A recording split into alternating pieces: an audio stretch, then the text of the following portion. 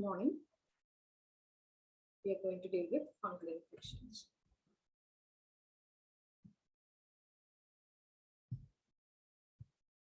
Morning. Fungal infections. Study of fungal infections is called as mycology, and the disease caused by fungus is called as mycosis. They belong to plant kingdom. They grow as yeast or molds. They are commonly found in tropical areas, and they grow well on single media.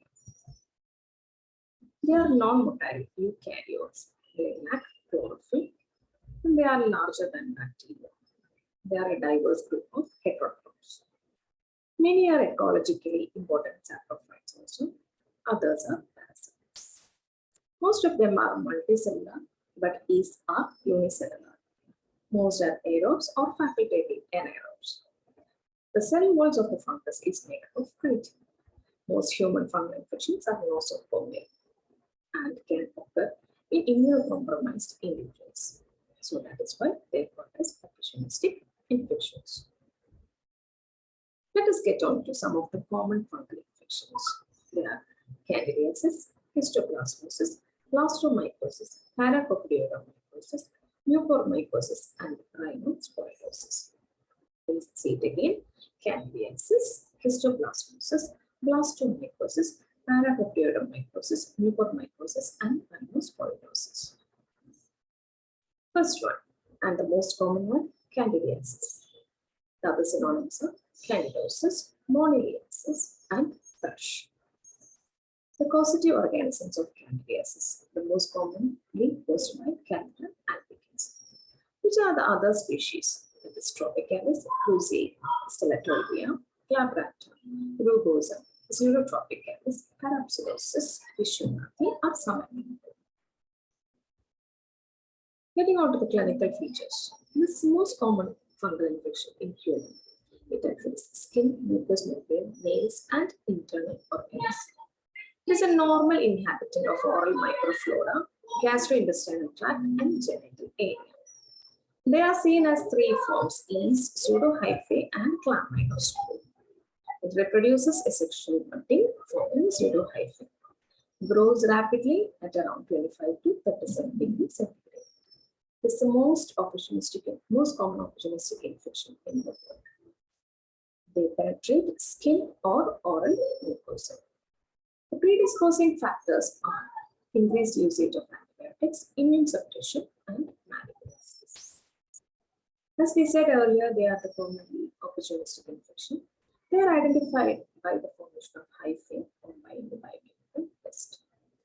And this also can lead to vaginal colonization, especially in cases of diabetes and pregnancy. As Axel et al. In 1997 divided into two categories, that is primary oral candidiasis and secondary oral candidiasis.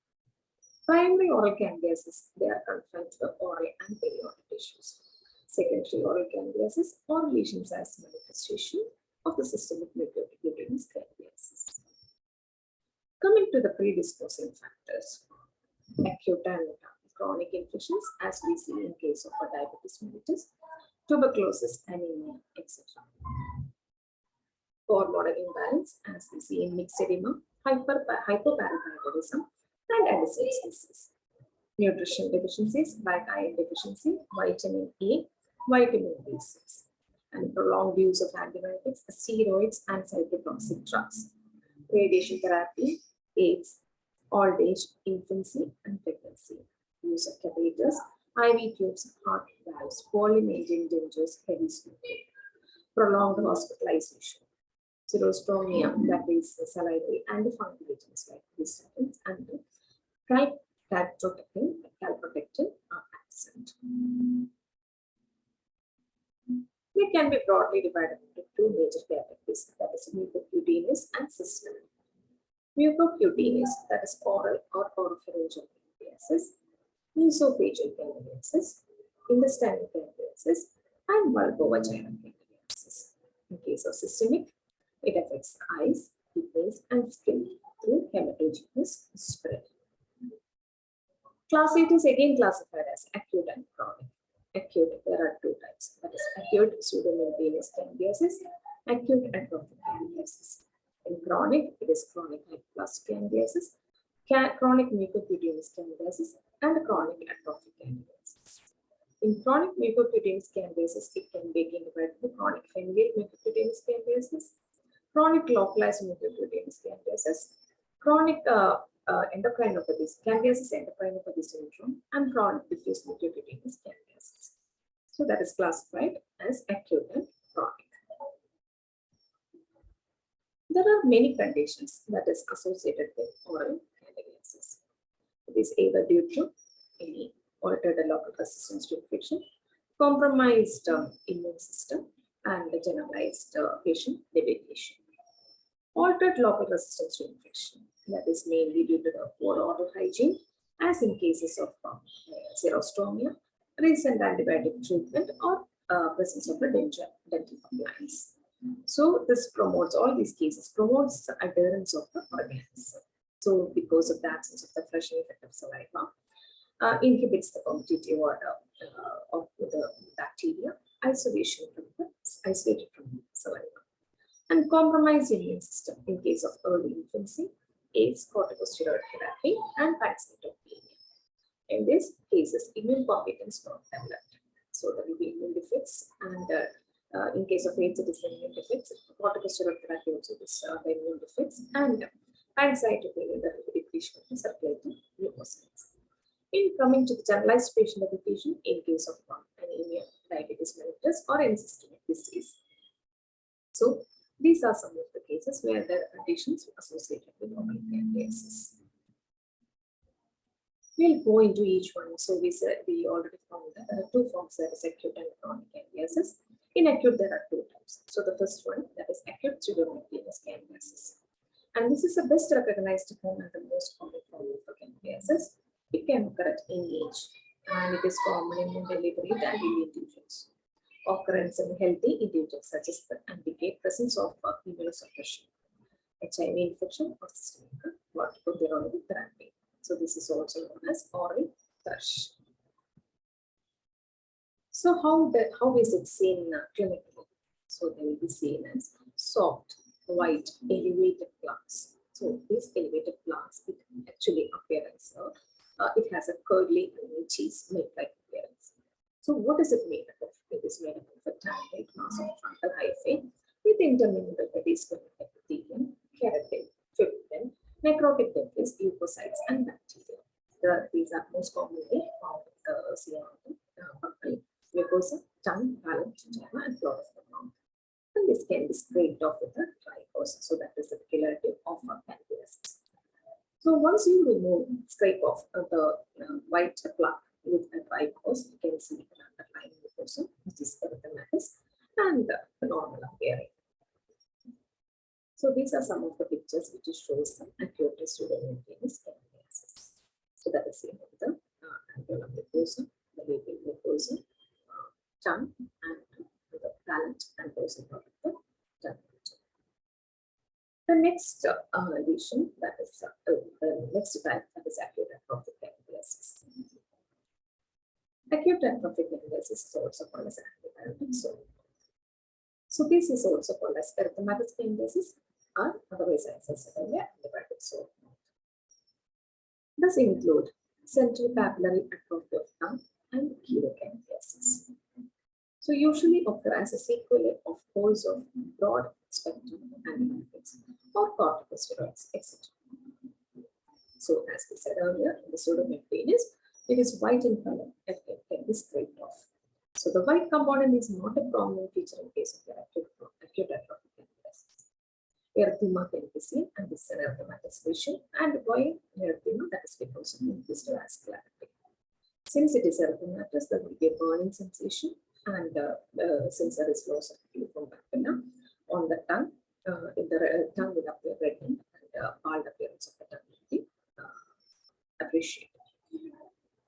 There are several clinical presentations are seen, that is acute atrophic candidiasis, median lobe processitis, angular colitis, dental stomatitis. These all should be differentiated from erythroplakia by its diffuse border.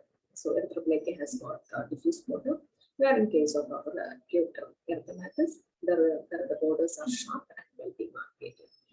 So this is the only variety of candidiasis which is considered painful. It's because of the demarcation and the loss of the membrane, so that would be painful and this pain. So these are the pictures which shows the evaporated tongue and yes, the erythematous lesions on the tongue mainly. So these lesions are mainly red in color compared to the other ones, which is whitish. Central atrophy of tongue. Is it a developmental defect? Yes, we have said it a developmental defect where there is atrophy of the tongue. Dorsum of the tongue will be atrophied and it is called as mucopolysaccharitis. In this case, it is a symptomatic symmetric erythematous lesion seen on the dorsal aspect on the posterior region of the tongue. Why the erythematous appearance? It is due to the loss of the film of bacteria. So there is a consistent relationship between the lesion and diabetes and the chronic smoking. In some cases, the soft bacteria also become involved and exhibit erythema as a result of contact with the tongue lesion. So when the imprint of the atrophy area is seen on the soft part, this is known as kissing lesion. So this should be differentiated from the kissing disease and kissing lesion. This is kissing lesion. So this is a picture showing the central atrophy of the tongue. You can see the atrophy of the tongue. The same imprint can be seen on the palate also. So that is called as the kissing lesion. So this picture you can appreciate the central atrophy of the tongue. This picture shows the angular cheilitis. You can see both the pictures, angular cheilitis, the erythematous lesion seen on the angle of the mouth. This is the case where you can see the top picture showing the denture. So when you remove that, you can see the denture stroke like this. See that the erythematous lesion can be appreciated in this picture also. So differentiate the normal from the abnormal. The next one, that is chronic hyperplastic candidiasis, or it is also known as leukoplakia. A white patch that cannot be removed by scraping. So leukoplakia type of candidiasis. It is a firm, white, persistent plants will be seen in this type of candidiasis. So usually candida white lesions are scrapable and it can be easily removed. It can be easily scraped off. But here it is a persistent plant. It is white, firm. Seen most commonly, the common sites of appearance is lips, tongue, and cheeks. It is either homogeneous or it can be spectate. This is the least common. Chronic hyperplastic candidiasis is the least common among all types of candidiasis, and the appearance is also controversial. Candidiasis superimposed on pre-existing leukoplakic lesion, or it is a candida capable of inducing a hyperauthentication. These are the two questions which need to be answered. So coming to the differential diagnosis, that is leukoplakia, lacritis, lupus erythematosus, all these are white lesions, but are not differentiated by time. They may not progress completely by the antifungal treatment. So that is how antifungal treatment, the chronic hyperplastic candidiasis is repressed, but other white lesions will not be repressed by the antifungal treatment. That is how we differentiate these white lesions from the candidiasis. So these are some of the pictures which shows the chronic hyperplastic candidiasis on the upper mucosa. We can see some, either it could be homogeneous or, as we said earlier, either homogeneous or it is either spectral. So he can appreciate the pictures showing the spectral division on the upper mucosa. The next one, that is chronic mucocutaneous candidiasis. This is a group of different forms of infection, some of which may have multiple features in common, although some usually separate entities also. It is characterized by chronic candida involvement of the skin, scalp, nails, and mucous membrane. So, as the name says, mucocutaneous. They are persistent and recurrent superficial infections of the mucous membranes, nails, and skin. It is confined to the cutaneous surface, sometimes systemic involvement also happens. There will be an impaired cell immunity, IgA deficiency, and reduced candidicidal activity, and usually resistant to the common forms of treatment. They represent a spectrum of immunological and endocrinological and autoimmune disorders. So, as the name says, mucocutaneous, it involves the skin, scalp, and even the mucous membrane also. So, main sites of involvement is the nails and skin.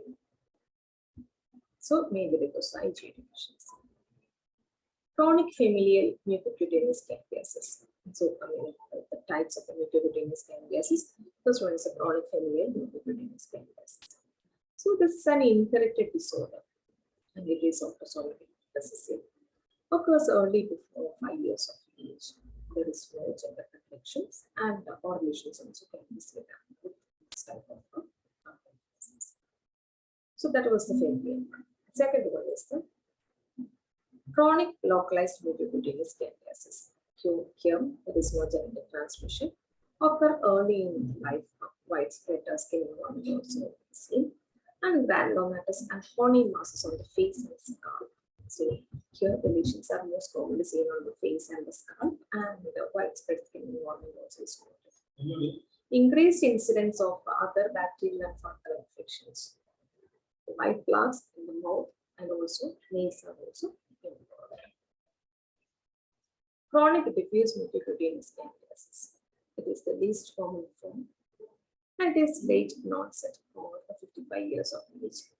Extensive raised crusty sheets involving limbs, groin, face, scalp, shoulders, as well as mouth and nose. No familial history, and patients have no other abnormality. So this is the chronic mucocutaneous. We said the familial one, localized one, and the diffuse one. So this the diffuse is the least common form among all the three. Late in onset, around 55 years of age, then you can see an extensive raised crusty sheets involving the limbs, groin, face, scalp, shoulders, as well as nails, and even organ cavity also.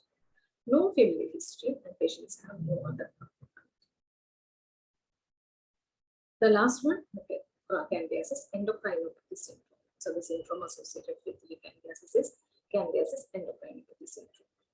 It is characterized by candidosis concomitant with one or more autoimmune endocrine disorders.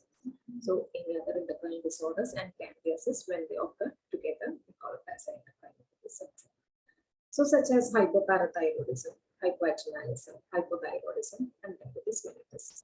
Any of this is characterized with the candidiasis, then you can call it as an endocrinopathy syndrome. So endocrine manifestations, which may be multiple, may not appear clinically for several years after the appearance of thrush in children. It is inherited as an autosomal recessive trait and usually begins in childhood. Infections typically are unresponsive to routine tropical antifungal preparations, and a chronic atrophic candidiasis, or it is also called as pinch of sore throat.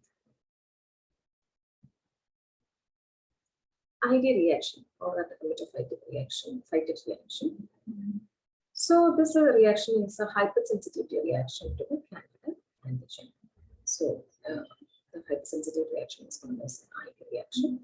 So any dermatological infections are causing a reaction which manifests as vesicular or a popular rash on the skin of patients with a chronic candidiasis. Chronic mucocutaneous candidiasis presents oral lesions in all forms of the disease. In general, their appearance is similar to the lesion described in the chronic hypoplastic candidiasis and occurs in the same intraoral patients. Coming to the lab diagnosis of candidiasis, it is exploratory cytology or a tissue dissection. Now, as a clinical method, a few drops of 20% KOH can be dropped onto the scrapings of the lesions. This is to remove the other cells other than the parental cells. This can be clearly visible. Which are the special stains used for candidiasis? The most commonly used one is HME, that is Hindustavan stain. So this here the stain, the fungi is stained. So this can be seen on the tissues. So other stains which are used are PAS, Giemsa, and silver impregnation. So PAS, that is organisms will be bright magenta in color. Giemsa stain is another stain, special stain, and silver impregnation also. So this will strongly bind to the fungi in tissues. Which are the other cultural gaps which is used? Blood and albeit other, with or without antibacterials. That's a traditional game. Sabrods or fungi are also other cultural different cultures which is used to culture the candle. That is the candle growth in the sabrods. Coming to the histopathological features, presence of yeast cells and hyphae invading the superficial epithelium, which is seen perpendicular to the surface, is very appreciated. More easily visualized is stained with the bars or other methylamide silver. Hyperkeratosis will be seen, elongated recurrences, and presence of inflammatory infiltrate in the connective tissue. So, the other features histologically appreciated in case of the epidermis. These are the pictures. You can see the epithelium, the superficial hyperkeratinization which is noted. You can see the fat candida hyphae on the stratum cornea. The right side, a hyperview of the same thing. You can see the hyphae in the keratin layer. This is an exfoliative cytology. You can see the pseudo hyphae of the candida. In the exfoliative cytology, you can see the disconnected cells also can be appreciated. Again, a hyperview of the same candida. Here you can see a chronic hyperplastic epithelium. You can see the top stratum on hyperkeratinized hyperkeratotic epithelium with bulbous reticulates, and you can see the candida hyphae. Treatment suspicions of nystatin held in contact with our lesions. Other drugs are chlorotrimazole and even the amphotericin B. Some cases refractory treatment by nystatin associated with endocrine symptoms. Now, we'll just brush through the candida associated lesions, that is dengistomatitis and uveitis medial robot glossitis. So, dengistomatitis is also called as chronic atrophic candidiasis, and so again the acute atrophic candidiasis is also called as antiphatic sore mouth. So, in case of dengistomatitis, you see a diffuse erythema and edema of the gingival area, often occurring with angular colitis. Usually, it is asymptomatic except for the soreness and the presenting complaint may be angular stomatitis. Candida mucosa is rarely affected, and the next one is angular stomatitis and medial glossitis. We have seen all these in detail in our previous slides. The next fungal infection which is common is the histoplasmosis. This is also called as a Darwin's disease. It's caused by histoplasma capsulatum. It is humidity enriched with the third excreta. Airborne spores, soil-borne spores enter through the guts. Fungus in these phase multiply in monocytes and macrophages and produce areas of necrosis in which the parasites grow well. They invade the bloodstream from foci, causing metastatic lesions in the liver, spleen, and lymph. Clinical features: chronic low-grade fever, productive cough, splenomegaly, hepatomegaly, and lymphadenopathy are the clinical features seen associated with histoplasmosis. Anemia and leukemia may also be present. Pulmonary histoplasmosis may produce pathological changes similar to that of tuberculosis. Local lesions such as subcutaneous nodules or subcutaneous arthritis. Lung may also be involved in all forms of histoplasmosis.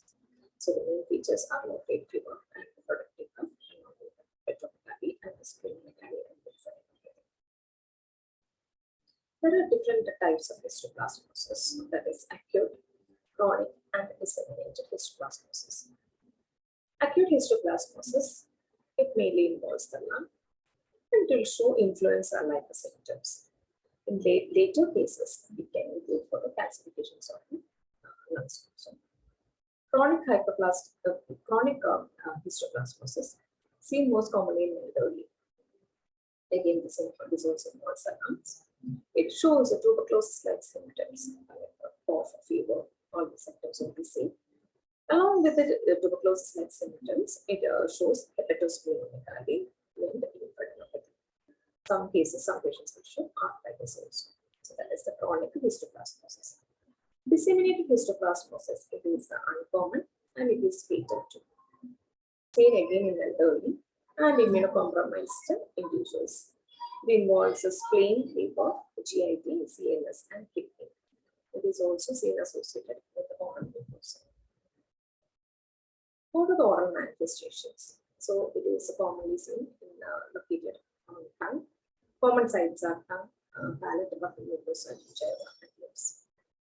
What are the signs seen associated with histoplasmosis? It will be seen as a nodule which later ulcerate, and vegetation, and it is covered by a grain membrane. Ulcerated areas that is covered by a non-specific grain membrane, as we said earlier, indurated with the raised and rolled out borders resembling carcinoma. What are the symptoms which are noted? This is sore throat, difficulty in swallowing. What are the differential diagnoses? It is the carcinoma, Vincent's infection, and the Bushman's disease. So these are the pictures which show the histoplasmosis. One is on the upper lip, and the next one is atrial mucosa. How the histoplasmic abscess infects the organs of the body through the bloodstream. And the top one shows histoplasmosis. Now the histopathological features. You can see granulomatous lesions. It is stained with the Dapafor, white or a ginza or a right stains. So these are the different stains which can be used to Dapafor, white ginza and right stains. Small, they are seen as the spores are small with more than one, not more than 1 micron. These are oval-shaped cells with mononuclear or polymorphonuclear cells and occasionally giant cells. So giant cells is a common feature in case of histoplasmosis. Intracellular structures in the macrophages, that is the fungus, which is entrapped in the macrophages, which will be not 1 micron size. And along with this, you can see pseudoepidermomatous hyperplasia. That is a feature noted in granulomatous lesions. This is a histopathological picture, shows the process. Diagnosis can be reached either with a special stain, as we said earlier, mask, ginza, or even silver stains. Right stains can be used. Culture methods are used. Various culture methods also can reach a diagnosis. Serology, blood examination also can be done. Different culture methods, as we said earlier, saccharose, dextrose, agar, or immunospectrum method of animal pepper density, may also help in the diagnosis. Treatment, amphotericin B, and ketoconazole. The next fungal infection, that is North American blastomycosis. North American blastomycosis is also called as Dept disease. It is caused by blastomyces dermatitis. And this is commonly seen in males, and rarely it is associated with HIV/AIDS. So, North American blastomycosis. There is another fungal infection which is called as South American blastomycosis. So, you should differentiate, not to differentiate between North American and South American blastomycosis. There are two forms, that is cutaneous and systemic forms are also seen. So in cutaneous forms, there will be red papules will be seen. So these red papules, then it will turn to biliary abscesses, then epithelial pustules, ulcerate and disturb. Later on, the pustules will ulcerate and discharge their pus through sinuses, and it enters the bloodstream and the segment. And in systemic, there is acute and chronic. So this one was the cutaneous. How does it appear? They appear as red papules. Later on, they form biliary abscesses, and this will be seen as pustules, which will be filled with the pus. Later on, they ulcerate and discharge the pus also, and they enter the bloodstream. Systemic form, there are two types, that is acute and chronic. In acute, there will be high fever and chest pain. In case of chronic, the fever is a low-grade fever with weight loss, night sweats, and yes, protective cough also will be seen. But calcification is not seen as in case of your chronic form of your histoplasmosis. So that is how we differentiate the histoplasmosis. This picture shows the cutaneous form of North American blastomycosis. Clinical features. It is common in middle-aged men. Skin lesion begins as a small red papule. which gradually increase in size and form tiny miliary abscesses, which ulcerate to discharge pus through tiny sites. Later form lesions are typical and often exhibit indurated and elevated borders, commonly spread through subcutaneous tissue and disseminate through the bloodstream. Systemic disease is characterized by fever, sudden weight loss, and productive cough, etc. Oral manifestations. They resemble actinomycosis, a bacterial infection, although abscess formation is not prominent. The main feature, that is formation of a tiny ulcer. Oral infection may be primary or secondary to lesions elsewhere in the body. Oral region, the common site of occurrence is hard palate, tongue, and ginger. Coming to the histopathology, multiple granulomas plus acute inflammation, that is a feature of the North American blastomycosis. So the east of the blastomyces in the center, that is around 5 to 15 micron diameter. There will be a double refractile cell wall as seen in the picture on top, a round daughter and parent cell. Again, pseudoepitheliomatous hyperplasia is a feature if the lesion is not isolated. Inflamed connective tissue, presence of occasional giant cells and macrophages. And the typical round organ cells, often budding, which appear to have a doubly refracted capsule. Micro abscesses are also frequently formed.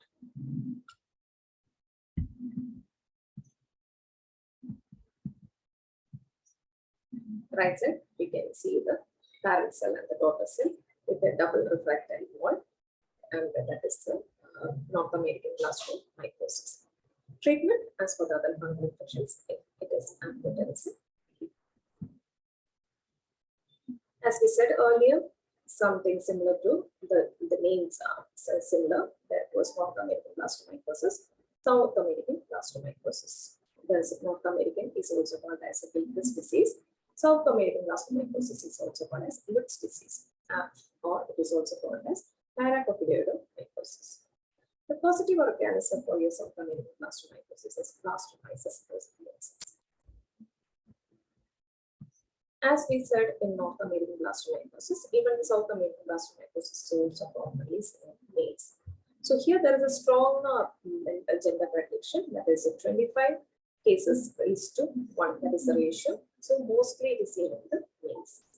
This is a pulmonary infection, as in case of your histoplasmosis as well as your North American blastomycosis. Later it involves electrons, skin, and adrenal gland. So that is the pictures is showing, one is just a radiograph and the second one is a vision. Oral manifestations, you can see the picture itself shows an ulceration. A verrucous ulceration is seen and may enter through the periodontal ligament and reach the lymph nodes and cause lymphadenopathy. In post-extraction, papillary lesion is reported. The chief difference between the North American and the South American variety is the size of the positive organism, where it is approximately 10 to 60 micron in diameter in South American, where in North American it was only 5 to 15 micron in diameter. And being it is considerably larger than the North American blastomycosis. Yeah. Coming to histopathology, these are the manifestations. Pseudoepitheliomatous hyperplasia is a feature of both the histoplasmosis, North American blastomycosis, as well as the South American blastomycosis. Multinucleated giant cells also is a common feature. All these cases involve the presence of multinucleated giant cells. There it was a single daughter bud in North American blastomycosis. Here you can see multiple daughter buds on a parent cell. So this will give a Mickey Mouse ear-like appearance also ship's steering wheel. So that is the difference between North American and South American blastomycosis. North American, a single budding cell will be seen, a daughter bud. But here you can see multiple buds will be seen on the parent cells. And the size of the organism also is different, but symptoms are almost the same. So histopathologically, you can differentiate between the North American and the South American blastomycosis. These are special states which is used to identify the microorganisms. Zygomycosis, or it is also called as mucormycosis, caused by mucorales and endomorphosis. Decaying matter, they grow in decaying matter, may be seen enter through the nasal passages. Growth of the fungi is enhanced by the ionizing agent. So this will, and there is a risk of infection. Rhizopus, mucor, and celia. These are the various strains which causes the zygomycosis. These are the pictures which show the rhinocerebral form of zygomycosis affecting the various sites. Max sinus infection, CT scan, the infection seen on the palate. Clinical features, they are a superficial and a visceral. Superficial, it involves external of fingernails and skin. Visceral, it involves pulmonary, gastrointestinal, and the rhinocerebral. Histopathology, the fungi invades the blood vessels and obstructs the blood flow, causes necrosis. The periphery, branching, and the non-separate entrails are noted. Neutrophilic infiltrate is in the connective tissue. Treatment, surgical removal of the necrotic tissue, and antifungal treatment. Antifungal drugs are given as a treatment. So that is regarding the different various fungal infections. We studied candidiasis, histoplasmosis, North American blastomycosis, South American blastomycosis, and mucormycosis. So the commonest one is the candidiasis. Candidiasis, it is an opportunistic infection, which is most common fungal infection seen in the world. The other infections are also that is in the syllabus. So this is about the fungal infections. Thank you for being attentive.